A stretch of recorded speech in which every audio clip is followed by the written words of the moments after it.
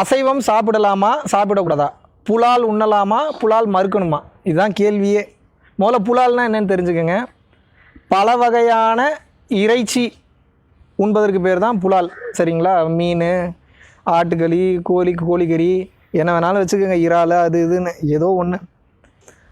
இந்த ஆடு, மாடு, பன்னி, கோழி இதெல்லாம் நம்ம சாப்பிடும்போது நீங்கள் நல்லா கவனித்து பாருங்கள், அதுக்கு அறிவு இல்லைன்னு நினைக்கிறீங்களா? எவ்வளோ அறிவோடு செயல்படுது, எவ்வளோ அறிவோடு செயல்படுது. அப்போ அதை வெட்டும்போது, குத்தும்போது அதுக்கு வலிக்குமா வலிக்காதா நீங்கள் நினச்சி பாருங்கள். நிச்சயமாக வலிக்கும். அறிவு இருக்குன்னு ஒத்துக்கிறீங்க, அதுக்கு ஃபீலிங் இருக்குன்னு ஒத்துக்கிறீங்க, அப்போ எப்படி வலி இல்லாமல் போகும்?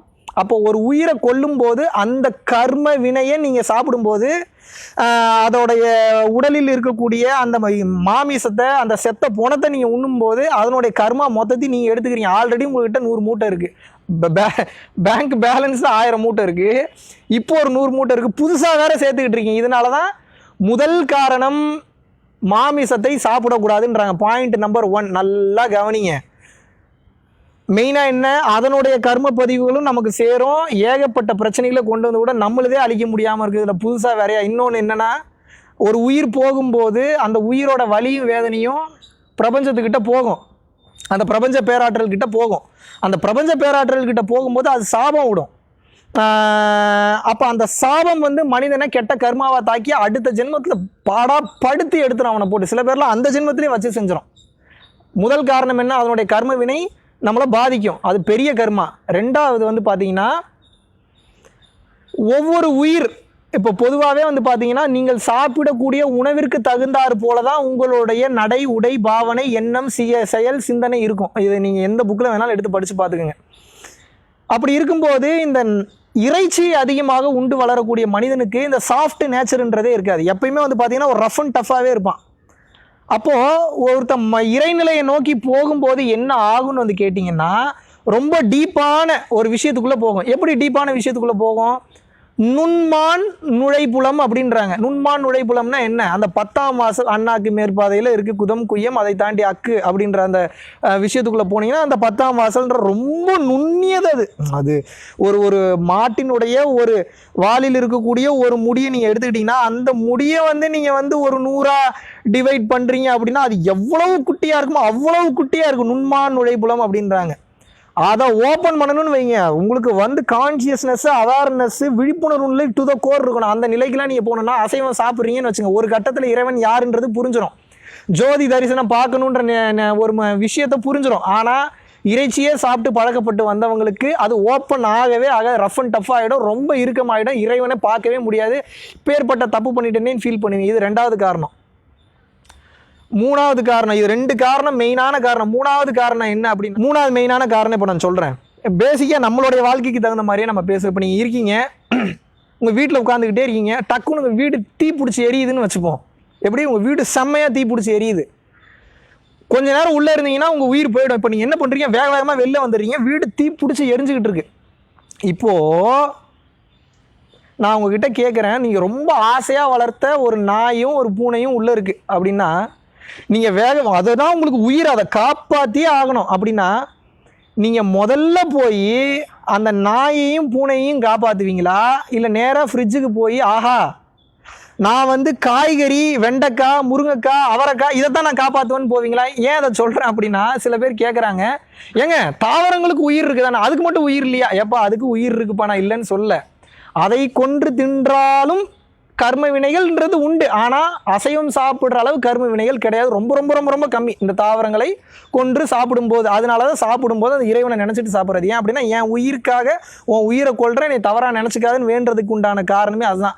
உண்மையான மனிதனுடைய உணவு என்பது முதல்ல இங்கே இருக்கக்கூடிய தாவரங்களும் கிடையாது, இறைச்சியும் கிடையாது. உண்மையான உணவு என்ன தெரியுமா? வள்ளலார் சூப்பராக சொல்கிறாரு. ஒவ்வொரு மனிதனுக்குள்ளேயும் அவனுடைய வானாமிர்தம்னு ஒன்று இருக்குது. அவனுடைய அண்ணாக்கு பாதையில் மேலே இருந்து சுரக்கக்கூடிய ஒரு விஷயம், ஒரு குறிப்பிட்ட லெவலுக்கு மேலே போகும்போது ஆட்டோமேட்டிக்காகவே சுரக்க ஆரம்பிக்கும். அந்த அமிர்தத்தை வைத்துக்கொண்டே மனிதன் எந்த உணவில்லாமலும் வாழலாம். அதுதான் கான்செப்ட். முதல்ல ஒன்று புரிஞ்சுக்கோங்க, நம்ம இங்கே வந்தது ஊர் சுற்றி பார்க்க வரல, ஜாலியாக பொண்டாட்டி பிள்ளைங்களோட என்ஜாய் பண்ணுறதுக்கு வரல. நம்ம வந்தது நம்ம யார் என்பது தன்னிலை உணர்ந்து மறுபடியும் பரபிரமத்தோட போய் ஐக்கியமானது. இந்த பர்பஸ் ஆஃப் லைஃப்ன்றதே அதுதான். ஆனால் ஒரு மனிதன் அதை மறந்து விட்டு நம்ம எதுக்காக வந்தோன்ற விஷயத்தையே மறந்துட்டு மற்ற விஷயங்கள்லாம் தெரிஞ்சுக்கிட்டு இருக்கான். இதை உங்களுக்கு சிம்பிளாக புரிய வைக்கிற மாதிரி சொல்லணும் அப்படின்னா, தான் யாருன்ற டவுட் வரும்போது மாபெரும் அரச குடும்பத்தில் பிறந்தவங்களே வந்து பார்த்தீங்கன்னா இந்த உண்மையை தேடி அலைஞ்சு கடைசியில் பொருள்கள்லாம் தூக்கி போட்டுட்டு உண்மையை உணர்ந்து அந்த உண்மையை மற்றவங்களுக்கு போதிக்க கிளம்பிட்டாங்க. அப்படி வந்தவர் தான் நம்ம புத்தர். அப்படி தான் வெளியில் வந்தார். அவர்கிட்ட இல்லாத சொத்து பத்தா, வீடா, வாசல், வசதியா? நேபாளத்தில் இருந்த மன்னர் ஒருத்தர் அப்படி தான் வெளியில் வந்தார். எல்லாருமே வந்து பார்த்தீங்கன்னா அவ்வளோ சொத்து பத்து, வீடு, வாசல், வசதி இருந்தாலும் கூட ஒரு கட்டத்துக்கு மேலே அவங்களுடைய எண்ணங்கள் எப்படி மாறிடுச்சு அப்படின்னு வந்து பார்த்தீங்கன்னா, மக்களுக்கு இந்த உண்மையை போய் போதிக்கணும், மக்களுக்கு இந்த உண்மையை கொண்டு போய் காட்டணும் அப்படின்றதுல ரொம்ப டீப்பாக போக ஆரம்பிச்சிட்டாங்க. அப்போ அந்த வகையில் இந்த வானாமிர்தம் அப்படின்றத சுரக்கும் போது எந்த ஒரு உணவும் நமக்கு தேவையில்லை, சரிங்களா? ஆனால் அந்த கட்டம் போகிற வரைக்கும் நமக்கு வந்து ஏதோ ஒரு உணவு சப்போர்ட்டுக்கு தேவை. அப்போ தான் இந்த உடல் தங்கும், இந்த உயிர் தங்கும், இந்த உடலும் உயிரும் தங்கும். அப்போ அதுக்காக நம்ம எடுத்துக்கக்கூடியதான் அந்த தாவரங்கள். ஆனால் தாவரங்களுக்கும் உயிர் உண்டு. ஆனால் உங்கள் வீடு தீ பிடிச்சி எரியும் போது நீங்கள் முதலில் காப்பாற்றுவது எது? ஃப்ரிட்ஜுக்குள்ளே இருக்கிற கேரட்டையோ, கத்திரிக்காயோ, பீன்ஸையோ, முருங்கைக்காயோ போய் ஐயோ இதுக்கெல்லாம் உயிர் இருக்கு நான் போய் காப்பாற்றுறீங்க. நீங்கள் எதை போய் காப்பாற்றுறீங்க? முதல்ல என் நாயும் என் பூனையும் காப்பாற்றணும், முதல்ல அதுக்கு உயிர் இருக்குது, வலிக்குதுன்னு போய் காப்பாற்றுறீங்க. இப்போ மட்டும் உங்களுக்கு எங்கே வருது இந்த ஞானம்? அப்போது உங்களுக்கு என்ன தோணுதுன்னா, ஒரு டேஸ்ட்டுக்கு அடிமையாயிட்டீங்க, அந்த டேஸ்ட்டு ரொம்ப பிடிச்சி போச்சு, அந்த டேஸ்ட்லேருந்து உங்களால் வெளியில் வர முடியல. அப்போ என்ன பண்ணுறீங்க? நான் ஒரு நல்ல விஷயத்த சொல்ல வரும்போது என்னை லாக் பண்ணி மறுபடியும் அந்த டேஸ்ட்டை கண்டினியூ பண்ணணும்னு நினைக்கிறீங்க. நீங்கள் வள்ளலார் சொன்னதுனால புலாலை விட்டு நீங்கள் நல்லா இருந்தீங்கன்னா உங்களுக்கு நல்லது, நீங்கள் யாருன்றதை உணரலாம், நீங்கள் அடுத்த பிறவி இல்லா பெருவாழ்வுக்கு போகலாம், அடுத்தடுத்து இந்த பிறவி சுழற்சியில் மாட்டிட்டு இப்போ பிரச்சனையில் போய் முழிக்க தேவையில்லை. இதை விட்டுட்டு நான் வந்து இப்படித்தான் இருப்பேன், அப்படித்தான் இருப்பேன், என்னை யாரும் கண்ட்ரோல் பண்ண முடியாது, தாவரங்களுக்கு உயிர் இருக்குன்னா எங்களுக்கு லாஸ் இல்லை, லாஸ் உங்களுக்கு தான். அதனால தான் சொல்கிறேன், தயவு கூர்ந்து இந்த இறைச்சினா முதல்ல என்னன்றதை புரிஞ்சுக்கோங்க, அதுக்குள்ளே போய் மறுபடியும் சிக்கிக்காதீங்க. இதையெல்லாம் தாண்டி நீங்கள் உணர வேண்டியது என்னென்னா, மாபெரும் சித்தர்களும் மகான்களையும் விட நம்மலாம் பெரிய ஆள் கிடையாதுங்க. இதெல்லாம் தன்னையெல்லாம் உணர்ந்து அஷ்டமா சித்துக்கள் கைகூடி காத்தோட காத்தா கரைஞ்சி காற்றுல பறந்து பறகாய கூடு விட்டு கூடு பாஞ்சு அப்பேற்பட்ட ஆற்றல் மிக்கவர்கள் அவங்க சொல்கிறாங்கன்னா விஷயம் இல்லாமல் சொல்ல மாட்டாங்க. அப்போ நம்மளையெல்லாம் விட மிக மிக மிக மிக மிக உயர்ந்த இடத்துல இருக்காங்க. அப்போ அவங்க சொன்னால் அதில் காரணம் இருக்குன்ட்டு அமைதியாக கேட்டுக்கொள்வது தான் புத்திசாலித்தனம். இதை தாண்டி உங்களுக்கு ஒன்று சொல்கிறேன், இறைச்சினா என்ன? நீங்கள் என்ன நினச்சிட்டு இருக்கீங்க? உங்களுக்கு சிக்கன் மட்டன்லேருந்து டேஸ்ட் வருதுன்னு நினச்சிட்டு இருக்கீங்களா? சுத்தமாக கிடையாது. கேளுங்க, அடுத்து கேள்வி, எதுலேருந்து எனக்கு டேஸ்ட் வருதுன்னு கேள்வி கேட்டிங்கன்னா புரிஞ்சிடும் உங்களுக்கு.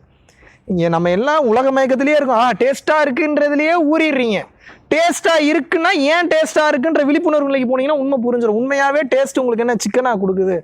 அதில் தடவக்கூடிய மசாலா தான் கொடுக்குது. உங்களுக்கு தனி சிக்கன் எடுத்து நீங்கள் கடிச்சு பாருங்கள், உங்களுக்கு டேஸ்ட் கிடைக்குமா? தனி சிக்கன் எடுத்து வறுத்து சாப்பிட்டு பாருங்கள், அதில் ஏதாவது டேஸ்ட் இருக்கா? உப்பு, மிளகா பொடி, அதுக்கு உண்டான மசாலா கிசாலாலாம் போட்டால் தான் அது ஒரு டேஸ்ட் மாதிரி இருக்குது. அப்போ உங்கள் மைண்டே உங்களை ஏமாத்துது. இல்லைனா அது வெறும் ரப்பருங்க. அது மட்டன் அப்படி தான், சிக்கன் அப்படி தான், மீன் அப்படி தான், அதுக்கும் உயிர் இருக்குது. தயவு கூர்ந்து அதை புரிந்து கொண்டு, உண்மையை புரிந்து கொண்டு இனிமேலாவது உண்மையான பாதையில் வர ஆரம்பிங்க. ஏன் அப்படின்னா தொடர்ந்து இந்த விஷயங்களை நீங்கள் பண்ணும்போது கர்மானால் பாதிக்கப்படுவீங்க, உங்கள் உடல் நலம் பாதிக்கப்படும். இப்போ நல்லா இருக்கிற மாதிரி தெரியும், ஆனால் ஏகப்பட்ட பிரச்சனைகளை கொண்டு வந்து விடும். இந்த உயிர்கள் கொடுக்கக்கூடிய சாபத்துக்கு ஆளாவீங்க. இது மிகப்பெரிய பிரச்சனைகளை கொண்டு வரும். மெயினாக தன்னிலை உணரணும்னு நீங்கள் ட்ராவல் பண்ணும்போது உங்களுக்கு உடம்பு சப்போர்ட் பண்ணவே பண்ணாது.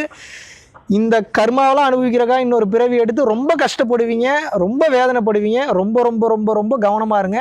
டேஸ்ட்டுக்கு அடிமையாகி சும்மா காரணம் சொல்லணும், யாராவது லாக் பண்ணணுன்ற மென்டாலிட்டியில் சுற்றாதீங்க. உண்மையை உணர ட்ரை பண்ணுங்கள். அது மட்டும்தான் உங்களை அடுத்த நிலைக்கு கொண்டு போகும். இதுதான்.